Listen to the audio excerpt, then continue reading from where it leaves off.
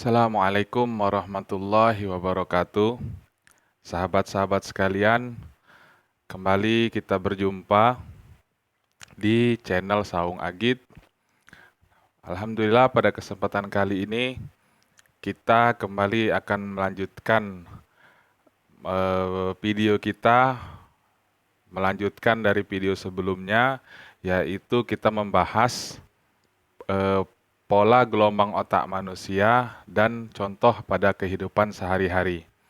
Nah, pada kesempatan kali ini, sahabat sekalian, kita akan lebih mendetilkan lagi contoh-contoh penerapan gelombang otak pada manusia tersebut dalam kehidupan sehari-hari, mulai dari kita bangun tidur sampai tidur lagi.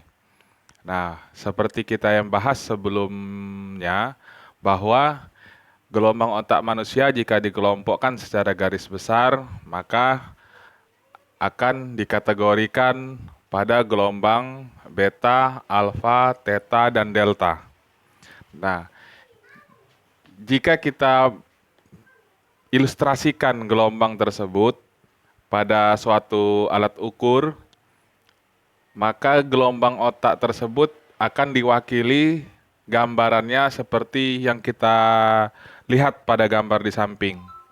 Nah, yaitu jika gelombang beta, maka gelombangnya itu agak kencang. Seperti kita tampilkan pada gambar di samping ini, ritmenya tinggi. Nah, ketika gelombang alfa itu lebih turun lagi frekuensinya, maka seperti ini kita contohkan. Kemudian pada gelombang theta, maka lebih turun lagi, lebih santai, dan pada gelombang paling terakhir yang paling santai frekuensinya yaitu gelombang delta seperti ini. Nah, para sahabat sekalian, kita di sini akan lebih mendetilkan lagi contoh-contohnya pada kehidupan sehari-hari, yaitu kita lebih detilkan pada keseharian kita dari mulai kita bangun tidur sampai tidur lagi. Karena di dalam keseharian kita dari mulai kita bangun tidur lagi, itu siklus gelombang otak manusia akan berputar mengalami dari mulai delta maupun sampai ke beta. Nah, di sini kita akan contohkan para sahabat sekalian, misalkan kita mulai dari bangun tidur. Nah, mulai dari bangun tidur itu eh, atau kita mulai dari contoh dari beta. Beta itu gelombang otak ketika kita beraktivitas keseharian. Kita bekerja, kita memikirkan pekerjaan, kita memikirkan eh, urusan di rumah, urusan di kantor, kita memikirkan anak kita, keseharian kita pada aktivitas-aktivitas tersebut, maka gelombang otak kita sedang kencang frekuensinya. Maka kita golongkan ke dalam gelombang beta, sedang kencang. Nah, di sini ketika kita setelah bekerja, kita mulai memasuki kondisi seperti istirahat atau rileks atau rebahan. Nah, maka gelombang otak ketika dibawa lebih santai, maka frekuensinya pun akan turun. Jadi, mulai memasuki ke kondisi alfa. Nah, kita ilustrasikan contohnya gelombangnya dari mulai tinggi beta tadi, maka lebih turun frekuensinya. Nah, seperti ini lebih santai. Itu ketika kita rileks. Nah, kondisi beta ke theta ke rileks ini terjadi, bisa jadi kita seperti saya contohkan tadi, bisa jadi dari kita istirahat bekerja lebih santai, rebahan, tidur, bisa jadi mau benar-benar tidur.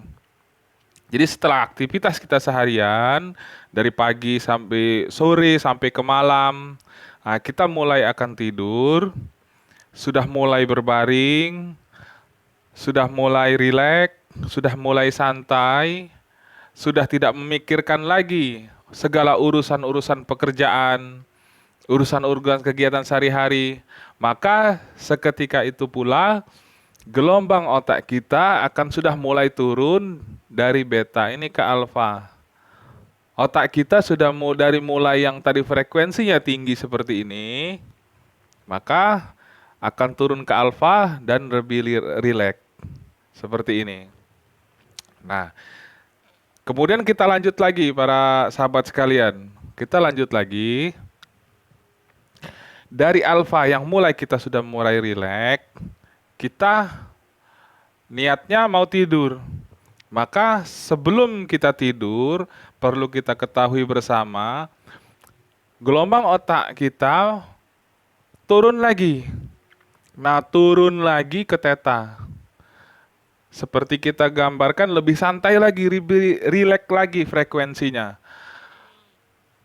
Kita sering mengistilahkan gelombang theta ini mungkin kalau kita mau tidur tapi belum tidur itu biasanya kita mengistilahkannya tidur-tidur ayam. Tidur-tidur ayam inilah yang kita sebut sebagai gelombang theta. Yang mana para sahabat sekalian, di tidur ayam ini kita belum kesadaran penuh sudah turun. Sudah tidak memikirkan apa-apa lagi, sudah mau tidur. Akan tetapi belum tidur. Kita sudah separuh tidur, bisa dibilang separuh tidur. Sudah memasuki tidur. Tapi sahabat sekalian, masih bisa kita mau tidur-tidur itu masih mendengar suara detakan jam, masih mendengar aktivitas di sekitar kita, orang sedang berjalan, masih mendengar detakan jam, ding-ding masih terdengar anak kita yang belum tidur lagi kegiatan apa, tapi separuhnya sudah tidur. Nah, itu kita tidur-tidur ayam itu. Nah, itu pada tidur-tidur ayam itu atau separuh tidur itu gelombang otak kita sudah memasuki gelombang theta atau sudah mulai lunglai, tapi belum tidur atau sudah mau tidur.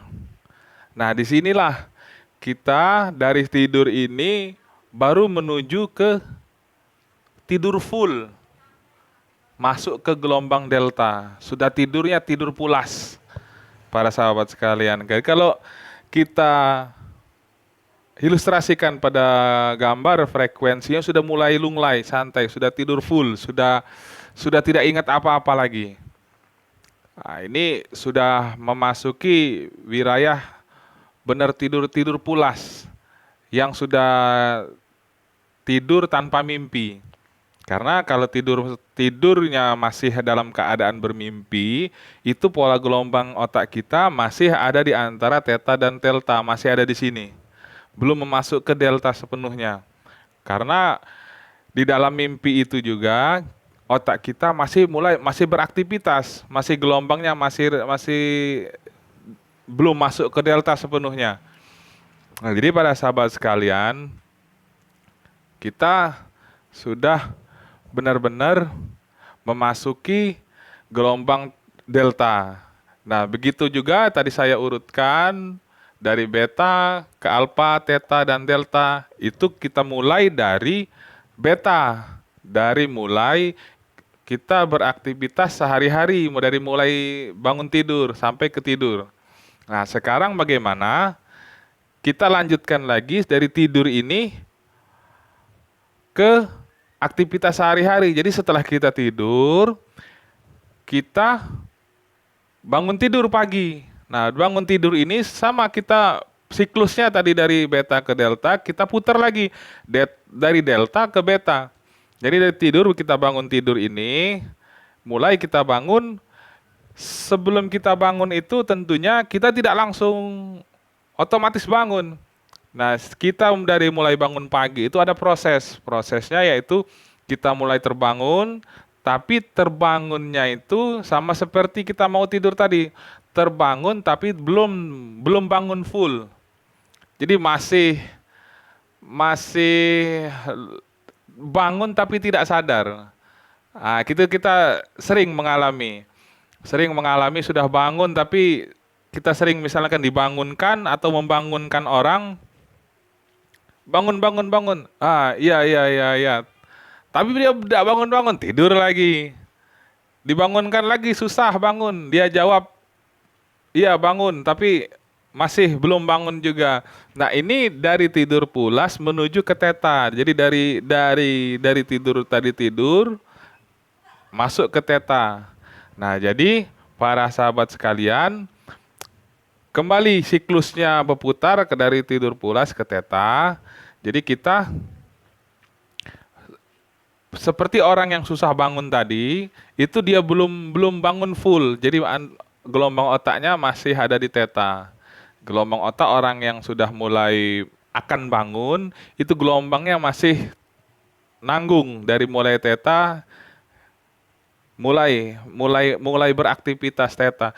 Nah, tapi kalau ketika dia sudah dibangunkan susah tadi, maka gelombang otaknya akan balik lagi ke tidur. Tapi kalau dia sudah mulai bangun, dibangunkan, dia mulai merenung dari bangun tidur, sehingga dia sadar akan mau bangun, mulai naik lagi ke alfa. Nah, di sini masih di sini mulai dia masih tidur-tiduran, misalkan di bangun subuh. Nah, dia mungkin waktu di sini masih posisi tidur, tapi mulai mulai mendengarkan suara azan subuh misalnya. Nah, itu separuh tidur, separuh bangun, tapi suara azan seperti kayak kita mau tidur tadi, suara azan masih sudah terdengar. Tapi kayak bangun tapi berat, tapi separuhnya karena separuhnya masih tidur. Nah, disinilah karena posisi gelombang kita masih di kisaran theta dan alfa. Jadi para sahabat sekalian, ketika kita setelah bangun tadi memang sadar, memang kita memang sudah mau bangun subuh, mau sudah beraktivitas, selesai mau tidur, maka mulai otak kita bakal naik lagi ke sini. Bakal kenceng lagi, mulai lagi naik ke beta. Nah, disinilah setelah ke beta, maka di sini aktivitas mulai kita normal kembali. Seperti kita aktivitas sehari-hari. Nah, jadi para sahabat sekalian, itulah kurang lebih penjelasan dari kami mengenai pola gelombang otak manusia dalam kehidupan sehari-hari. Jadi mulai kita bangun tidur, jadi kita mulai dari aktivitas, sudah selesai aktivitas, kita istirahat, rebahan, masuk ke alfa, sudah mau tidur, masuk ke theta, tidur pulas, kita masuk ke delta, bangun tidur, kita masuk ke theta lagi, seperti separuh bangun, separuh tidur tadi, mulai ke alfa seperti lunglai, tapi suara azan subuh mulai terdengar, tapi masih berat untuk bangun, karena gelombang otak kita masih rendah. Nah, ketika kita memutuskan untuk bangun sepenuhnya, maka mulai lagi kita beraktivitas otak kita. Naik lagi ke beta, kondisi normal lagi. Nah, jadi para sahabat sekalian, itulah yang pendetilan pada bagian selanjutnya ini kami sampaikan mengenai gelombang otak manusia dan contoh-contohnya siklus dari barah beta, alfa, theta, dan delta ini. Semoga apa yang kami sampaikan bisa dipahami oleh para sahabat-sahabat Saung Agit sekalian. Daripada penjelasan ini, insya Allah kita akan jelaskan lagi kenapa kami sampaikan rangkaian gelombang-gelombang otak manusia ini. Insya Allah kita lanjutkan lagi materinya pada video selanjutnya yang insya Allah kita masuk kepada bab wilayah trans, yaitu kami ingin menyampaikan pendetilan daripada wilayah gelombang otak, atau kita akan eksplor lagi gelombang otak alfa dan theta ini.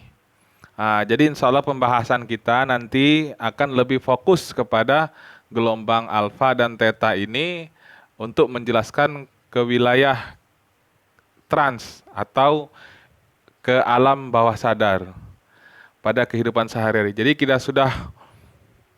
yang penting kita pada video kali ini sudah mempunyai gambaran bahwa gelombang otak kita ini setiap hari ada siklusnya.